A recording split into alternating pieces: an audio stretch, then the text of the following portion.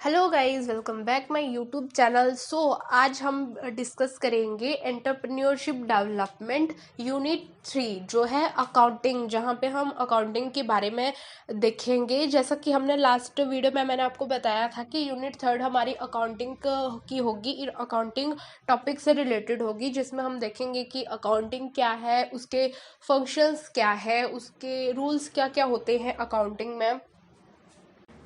Journal का format देखेंगे, laser का फॉर्मेट देखेंगे, एसेट्स एंड लाइबिलिटीज क्या होते हैं वो देखेंगे।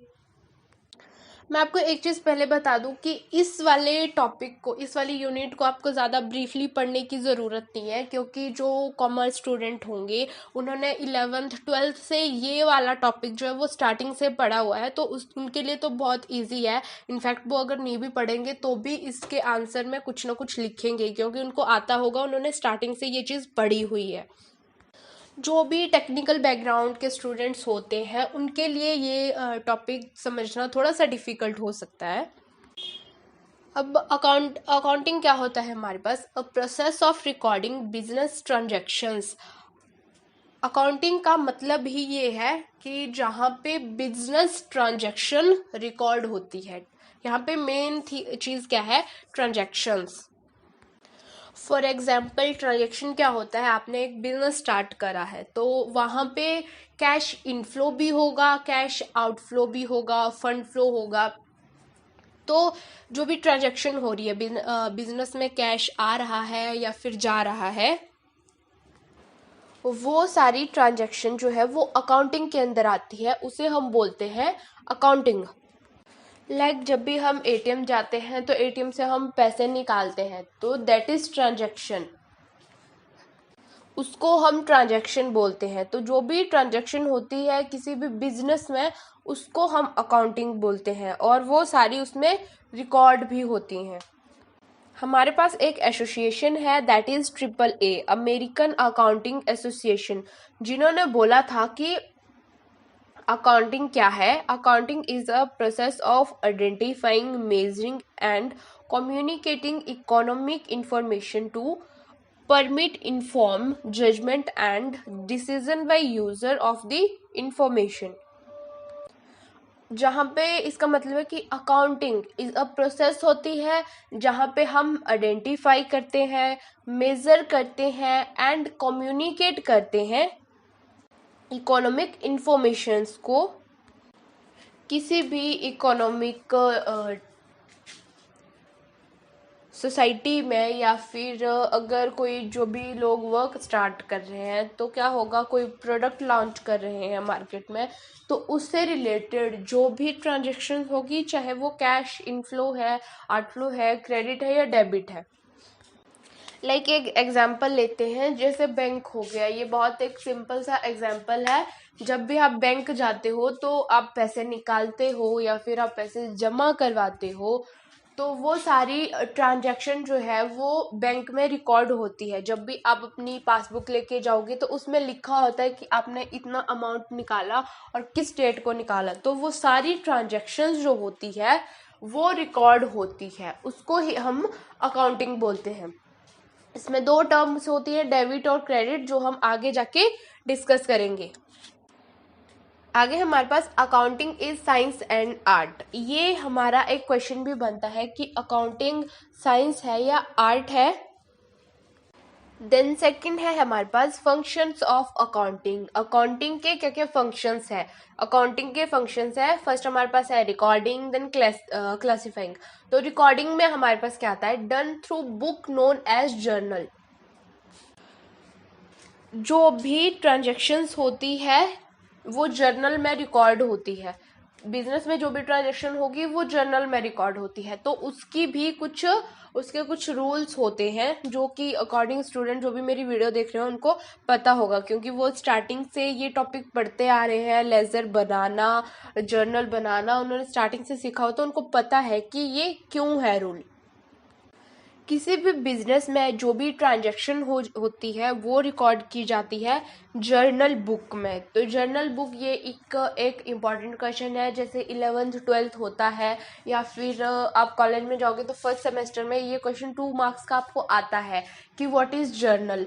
11th 12th में थोड़ा लॉन्गली भी आता है व्हाट इज़ जर्नल, एंड इसके आगे भी कुछ वो ऐड करते हैं कि हाँ आपका क्वेश्चन लेंथी हो जाए, लेकिन व्हाट इज़ जर्नल ये आपको क्वेश्चन ज़रूर आता है कि हमारे पास कितना पैसा आया कितना पैसा गया, वो सारी जो ट्रांजैक्शन है वो जर्नल में रिकॉर्ड होती है, उसे हम जर्नल बोलते हैं। चाहे वो डेबिट है क्रेडिट है, वो सारी जो ट्रांजैक्शन है वो जर्नल बुक में रिकॉर्ड होती है, जो हमारा पहला स्टेप होता है। लाइक अब हम देखते हैं कि जर्नल का फॉर्मेट कैसा होता है। लाइक जैसे मैंने बनाया हुआ है जर्नल का जो भी फॉर्मेट होता है, पहले हमारे पास डेट आती है, जिस भी डेट को आप ट्रांजेक्शन कर रहे हैं वो डेट वाले कॉलम में आता है। उसके बाद पर्टिकुलर आता है, पर्टिकुलर में आपकी जो भी डिस्क्रिप्शन टाइप्स होती है वो लिखी जाती है। डेबिट और क्रेडिट, अमाउंट डेबिट हो रहा है, आप अमाउंट डिपॉजिट करवा रहे हो या विड्रॉ करवा रहे हो। डिपॉजिट करवा रहे हो वो डेबिट में जाएगा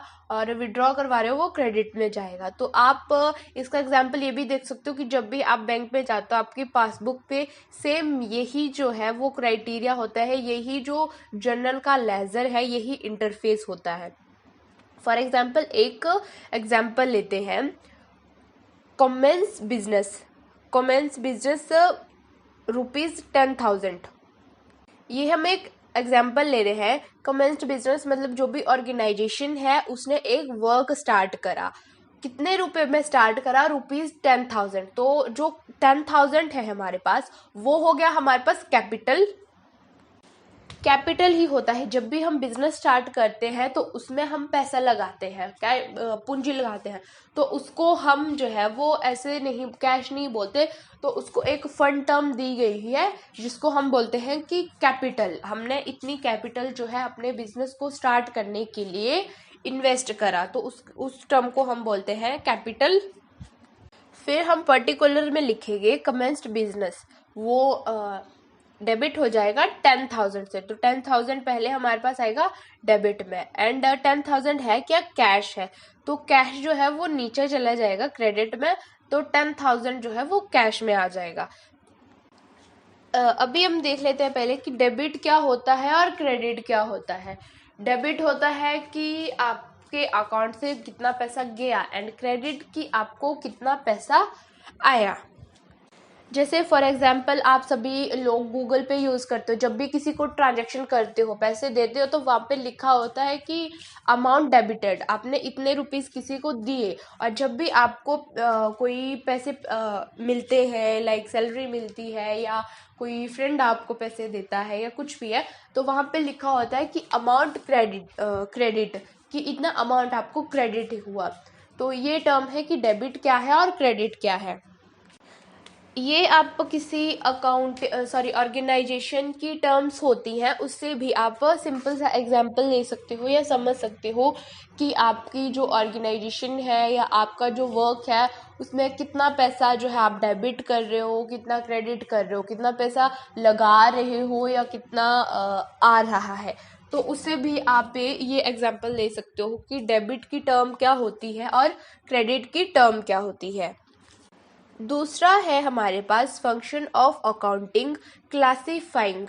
जितने भी कंज्यूमर्स होते हैं उनकी हम पर्टिकुलर एंट्री करते हैं, जितने भी कस्टमर्स होते हैं। क्लासिफाइंग में हमारे पास आता है systematic analysing of data, recorded data. जो भी आपका रिकॉर्डेड डेटा है, जो भी आपने जर्नल में डेटा रिकॉर्ड करा है, जो भी ट्रांजैक्शन करी है, उनको अब सिस्टमेटिक तरीके से एनालाइज करना, सिस्टमेटिक तरीके से रिकॉर्ड करना, ये आता है हमारे पास क्लासिफाइंग में। डन थ्रू बुक लेजर, मतलब जो भी क्लासिफाइंग होता है उसको सिस्टमेटिक तरीके से डेटा रिकॉर्ड किया जाता है थ्रू लेजर के थ्रू। लाइक पहले हम जर्नल में सारी एंट्रीज करते थे, तो वहाँ पे सभी कस्टमर जो होते हैं उनके अलग अलग अकाउंट होते हैं। लाइक एक एग्जांपल लेते हैं कि लेजर का फॉर्मेट कैसा होता है।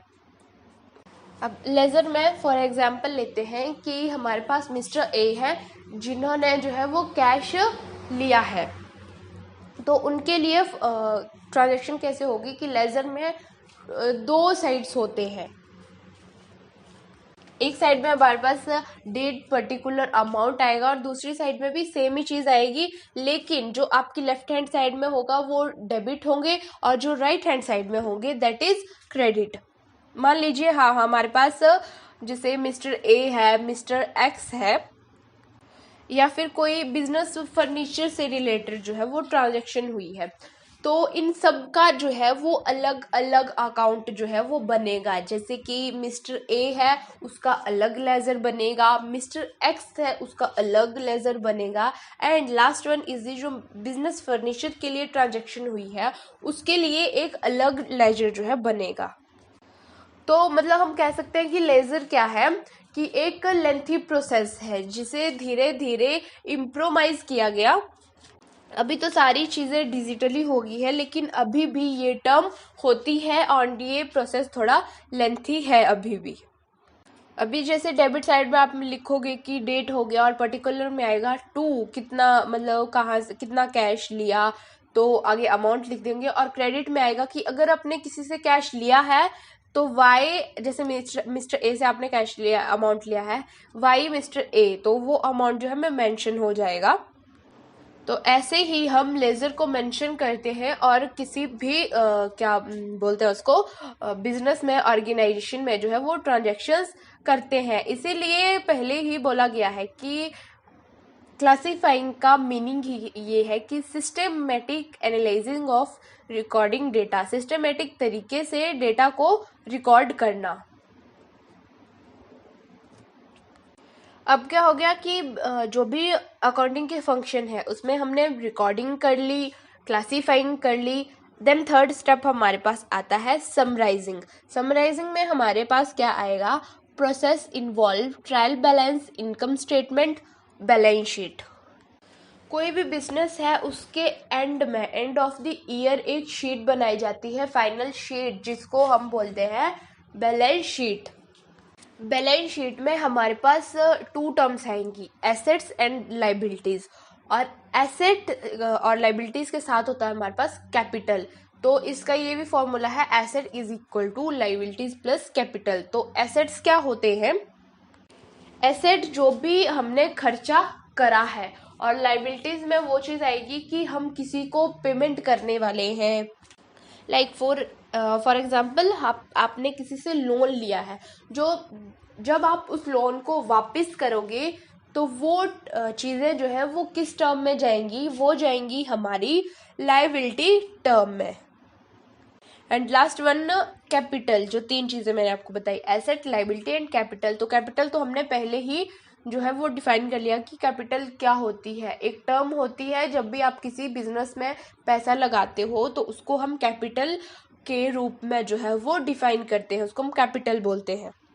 तो एसेट्स बैलेंस शीट का जो फॉर्मेट होता है वो बहुत ही इजी होता है, like liabilities and amount, assets and amount. जो लाइबिलिटीज वाले कॉलम में है, जो भी आपको किसी का पैसा देना है वो लाइबिलिटीज वाले कॉलम में आएगा, एंड जो भी एसेट्स आपने किसी से लिया है वो जो है एसेट्स वाले कॉलम में आएगा। तो ये बैलेंस शीट में आएगा। ज़्यादा हम इसको नहीं डिफाइन करेंगे, नहीं तो आप कंफ्यूज हो जाओगे, क्योंकि हमने 2-3 टाइप्स के जो है वो फॉर्मेट जो है वो डिस्कस करे, तो उसमें कंफ्यूजन हो जाएगा।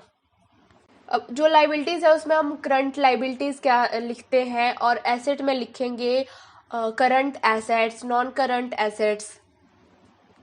अब ये थोड़ा सा देख लेते हैं और कि करंट लाइबिलिटीज में हमारे पास क्या आएगा एंड करंट एसेट्स में हमारे पास क्या आएगा। जो भी करंट लाइबिलिटीज है हमारे पास, उसमें हमारे पास आता है टैक्सेस पेएबल जो होते हैं, सैलरीज पेएबल हम करते हैं, या फिर अकाउंट्स पेएबल जो होते हैं वो इसमें आते हैं, कैपिटल स्टॉक इसमें आता है।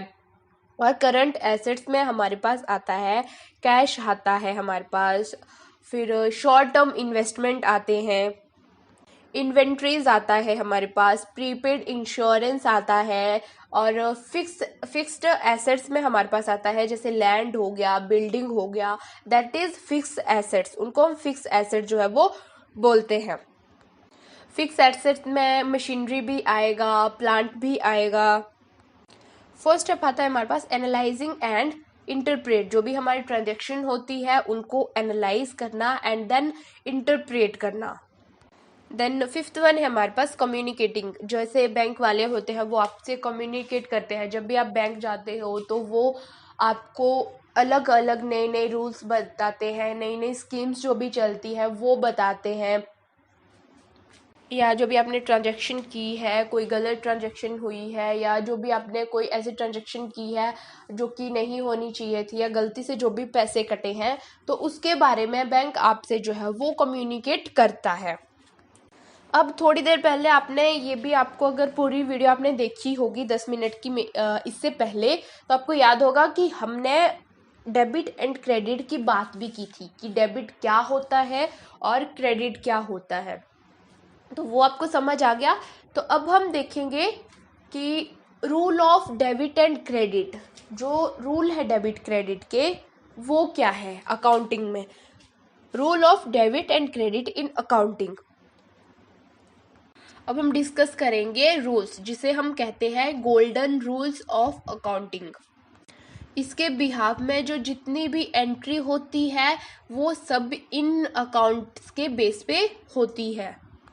तो अकाउंट जो है वो 3 टाइप्स के होते हैं, personal account, real account and last one is the nominal account. Personal account नाम से ही पता चल रहा है कि पर्सनल अकाउंट है तो पर्सन का ही अकाउंट होगा। तो पर्सनल अकाउंट में हमारे पास पर्सन के अकाउंट आते हैं, जो भी एम्प्लॉयज होते हैं, बिजनेसमैन होता है, किसी एक पर्सन का जो है वो अकाउंट आता है, दैट इज पर्सनल अकाउंट। जैसे मैं हूँ, मेरा अकाउंट है बैंक में, या आप है, आपका अकाउंट है किसी भी बैंक में, तो वो किस में आता है, वो आता है पर्सन अकाउंट में, पर्सनल अकाउंट में आता है वो। सेकंड वन है हमारे पास रियल अकाउंट। रियल अकाउंट क्या होता है, deal with tangible and intangible. इसमें आती है टेंजिबल और इंटेंजिबल। टेंजिबल जिसे हम टच कर सकते हैं, छू सकते हैं, और इंटेंजिबल जिसे हम टच नहीं कर सकते हैं। जैसे इंटेंजिबल में आता है हमारे पास गुडविल, किसी भी बिजनेस की गुडविल है उसे हम टच नहीं कर सकते हैं, वो चीज़ जो है वो इंटेंजिबल में आती है। टेंजिबल मतलब जो भी आपकी लैंड है, बिल्डिंग है, प्लांट है, ये सारी चीज़ें जो है वो रियल अकाउंट में आती है। एंड लास्ट वन जो हमारा अकाउंट है that is nominal account. Nominal account क्या होता है, expenses, losses, income and gain. जो एक्सपेंसेस हो रहा है, जो आपको लॉस हो रहा है, जो भी आपको बिजनेस में, आपके वर्क में जो भी इनकम हो रही है एंड जो भी आप गेन कर रहे हो, तो वो सारे जो है, वो सारे टर्म्स जो है वो नॉमिनल अकाउंट में आते हैं। तो ये हो गया हमारा कि 3 टाइप्स ऑफ अकाउंट्स कौन कौन से होते हैं। तो एसेट्स क्या होते हैं एंड लायबिलिटीज क्या होती है, इसको हम ब्रीफली डिस्कस करेंगे आज। तो एसेट्स क्या होते हैं, assets done economic resources and possession of business, like land हो गया, machinery, furniture, building, books, debts, cash and bill receivable. Land, machinery, furniture, ये क्या हो गया, हमारे एसेट्स हैं। और जैसे बिल्डिंग्स है, फिर उसके बिल्डिंग्स है हमारे पास, या लैंड है, वो क्या हो गया, सॉरी, वो इंटेंजिबल एसेट्स है हमारे पास। जैसे हमने बैलेंस शीट में देखा है कि मशीनरी कहाँ पे ऐड होती है, करंट एसेट्स में कौन कौन सी चीज़ें ऐड होती है, करंट लायबिलिटीज में कौन कौन सी चीज़ें ऐड होती है। इसको बहुत सारे डिवीजन में जो है वो डिवाइड करा जाता है। Division of asset, fix asset, current asset, tangible assets, fictitious assets, intangible and liquid. ये है डिफरेंट टाइप्स ऑफ एसेट, जो डिफरेंट टाइप्स के होते हैं। फिक्स एसेट्स होते हैं, करंट एसेट्स होते हैं, टेंजिबल होते हैं, इंटेंजिबल होते हैं, लिक्विड होते हैं। फिक्स एसेट्स क्या होते हैं, जो फिक्स रहते हैं, जिनमें फ्यूचर में कोई भी चेंज नहीं होता है। करंट एसेट्स हमारे पास क्या होते हैं, जो एसेट्स अभी के हैं, उनको हम करंट एसेट्स कहते हैं। टेंजिबल और इंटेंजिबल हमने पहले पढ़ लिया था कि टेंजिबल जिन्हें हम छू सकते हैं, टच कर सकते हैं, और इंटेंजिबल जिन्हें हम छू नहीं सकते, टच नहीं कर सकते। लाइक किसी ऑर्गेनाइजेशन की गुडविल हो गई, उसे हम सिर्फ हमें पता है कि गुडविल है, उसे हम टच नहीं कर सकते, छू नहीं सकते, तो वो क्या है, वो इंटेंजिबल एसेट्स है।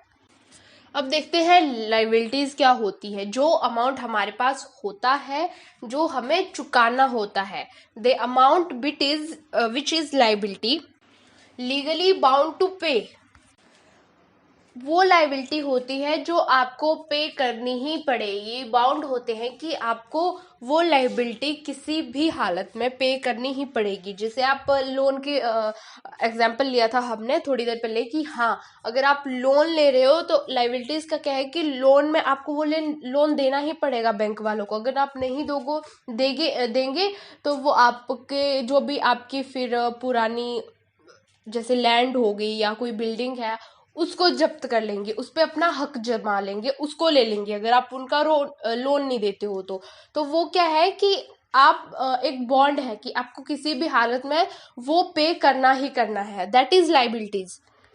लाइक जैसे हमने देखा था कि करंट लाइबिलिटीज में हमारे पास आता है सैलरी पेबल। तो अब आप देखो कि सैलरी है तो आपके जो भी ऑर्गेनाइजेशन है वहाँ पे एम्प्लॉयज काम करते हैं, तो आपको वो क्या है, एक रूल है कि आपको एम्प्लॉयज को सैलरी पे करनी ही पड़ेगी। वो एक बॉन्ड है कि आप वो एक काम कर रहे हैं तो डेफिनेट सी बात है कि आप उनको सैलरी पे करोगे, तो वो क्या है लाइबिलिटीज में आता है कि आपको उनकी सैलरी पे करनी ही पड़ेगी। जैसे टैक्स पेएबल होता है, आपका टैक्स कटता है, तो वो भी क्या है कि लाइबिलिटीज है कि वो आपको देना ही पड़ेगा टैक्स गवर्नमेंट को। जैसे मॉर्गेज हो गया, जो भी आपने लैंड या बिल्डिंग जो है वो किराए पे ली हुई है, उसको हम मॉर्गेज बोलते हैं। तो उन सब चीज़ों का जो कैश होता है, पेमेंट आपको करनी ही पड़ेगी। सेकेंड हमारे पास denotes the claim by an outsider on the property of business. जैसे हमने बताया कि आप लोन नहीं दोगे तो जो भी आपका पेमेंट लेने वाला होगा, आउटसाइडर होगा, वो क्या करेगा कि आपकी प्रॉपर्टी पर क्लेम करेगा। तो ये जो लाइन है वो वही डिफाइन कर रही है कि अगर आप लोन नहीं दे रहे हो तो जो भी जिससे आपने लोन लिया है, बैंक से लिया है या कहीं अनदर से लिया है, तो वो आपकी आउटसाइडर जो प्रॉपर्टी होगी उसको जो है वो जब्त कर लेंगे। आपने कोई चीज गिरवी रखी होगी तो वो उस चीज को रख लेते हैं। तो मॉर्गेज का मतलब यही होता है, मतलब गिरवी रखना। तो वही है कि अगर आपने अपनी कोई चीज गिरवी रखी है और टाइमली आप किसी जो भी लोन है उसकी पेमेंट नहीं कर पा रहे हो, तो आउटसाइडर क्या करेगा, आपकी प्रॉपर्टी जो है उसको ले लेता है। अब क्या है हमारे पास डिवीजन ऑफ लाइबिलिटीज। जैसे एसेट्स में हमने डिवीजन करा था कि जैसे एसेट में होता है करंट एसेट्स होता है, फिक्स एसेट्स होता है, तो उसमें कौन कौन से आते हैं। तो अभी वैसे ही डिवीजन ऑफ लाइबिलिटीज है कि डिवीजन ऑफ लाइबिलिटीज में क्या क्या आता है हमारे पास। डिवीजन ऑफ लाइबिलिटी में हमारे पास आता है fixed liabilities, long term liabilities, current liabilities, and last one is the contingent. तो फर्स्ट हमारे पास fixed liabilities such as capital. Capital क्या है, आपको पे करनी ही पड़ेगी, that is fixed liability. Long term, pay after long, जो आपको लंबे समय के बाद, लंबे टाइम के बाद पे करनी है, लेकिन वो आपको लाइबिलिटी जो है वो पे करनी ही पड़ेगी, नहीं तो आउटसाइडर जो है वो क्लेम करेगा प्रॉपर्टी, आपकी प्रॉपर्टी पे। देन थर्ड है हमारे पास करंट लाइबिलिटीज, पे next accounting period, loans, bill payable etcetera. पे नेक्स्ट अकाउंटिंग पीरियड, जो आपको नेक्स्ट अकाउंटिंग पीरियड तक जो है वो लाइबिलिटीज पे करनी ही पड़ेंगी। देन हमारे पास आता है कॉन्टीजेंट लाइबिलिटीज। ये क्या होती है, these liabilities are not actual liabilities but they becoming actual liabilities. Contingent liabilities जो होती है वो एक्चुअल लाइबिलिटीज नहीं होती है, बट वो एक्चुअल लाइबिलिटीज जो है वो बन सकती है। कॉन्टीजेंट लाइबिलिटी मतलब जो पहले हमारी एक्चुअल में लाइबिलिटी नहीं होती है लेकिन बाद में बन जाती है। लाइक आपने सोचा कि मैं नेक्स्ट ईयर तक कार लूंगा एंड देन उसका जो लोन लेके लूंगा चाहे, तो उसका लोन जो है वो पे कर दूंगा, तो एक्चुअल में वो आपकी लाइबिलिटी नहीं है, लेकिन बिकम फ्यूचर में वो आपकी लाइबिलिटी जो है वो बन सकती है, that is contingent liability. Then आगे हमारे पास एक क्वेश्चन आता है, what do you mean by production planning and control steps. ये क्वेश्चन जो है बहुत इंपॉर्टेंट है और मैक्सिमम टाइम जो है वो एग्जाम्स में पूछा जाता है कि प्रोडक्शन प्लानिंग क्या होती है एंड उसको कंट्रोल कैसे करते हैं, स्टेप कौन कौन से होते हैं, वो इस क्वेश्चन में पूछा जाता है। तो चलिए देखते हैं कि इसके आंसर में क्या आता है और क्या होता है production planning. It comprises the planning, routing, scheduling, dispatching and follow-up function in the production process so organized that moment of materials performance. Planning like एक एग्जांपल लेते हैं, जैसे मैगी है। अगर आप मैगी का बिजनेस स्टार्ट कर रहे हो, या जैसे मार्केट में डिफरेंट तरह के जो है वो नूडल्स होते हैं, ईपी हो गया, मैगी हो गया, और भी बहुत सारे हैं। तो आपको एक अपना नया प्रोडक्ट लॉन्च करना है, तो उसके लिए आपको पहले प्लानिंग करनी पड़ेगी। प्लानिंग करोगे आप कि हाँ कैसे मार्केट में आप प्रोडक्ट लाओगे, कौन सी चीज़ें करोगे ताकि आपकी जो प्रोडक्ट की सेल है वो ज़्यादा से ज़्यादा हो सके। तो उसके बाद आप राउटिंग करोगे, देखोगे, सर्वे करोगे, दैट इज राउटिंग। उसके बाद शेड्यूलिंग, आपका प्लान बन गया, आपने राउटिंग कर ली, सर्वे कर लिया मार्केट में, देन आपको उसको शेड्यूल करना पड़ेगा कि आप अपने प्रोडक्ट को कब लॉन्च करोगे, किस तरह से लॉन्च करोगे, कैसे लॉन्च करोगे, वो सारा जो है शेड्यूल में आएगा।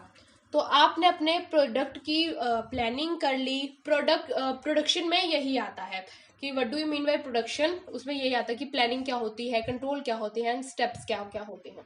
तो शेड्यूल हो गया, उसके बाद आता है डिस्पैचिंग, उसको लॉन्च करना, वो डिस्पैचिंग में आता है। And last one is the follow up. Follow up तो बहुत ज़रूरी है। क्यों ज़रूरी है कि अगर आप मार्केट में प्रोडक्ट लॉन्च कर रहे हैं, तो उसके लिए जब आपने प्रोडक्ट लॉन्च कर दिया तो उसके लिए आपको फीडबैक मिलना भी ज़रूरी है। अगर फीडबैक नहीं मिलेगा तो आपको पता नहीं चलेगा कि आपने जो भी प्रोडक्ट लॉन्च किया उसमें आपने क्या गलती करी, क्या गलती नहीं करी, कितने आपके प्रोडक्ट की सेल हुई, कितने आपके प्रोडक्ट की सेल नहीं हुई। वो सारी चीज़ें कहाँ से पता चलेगी?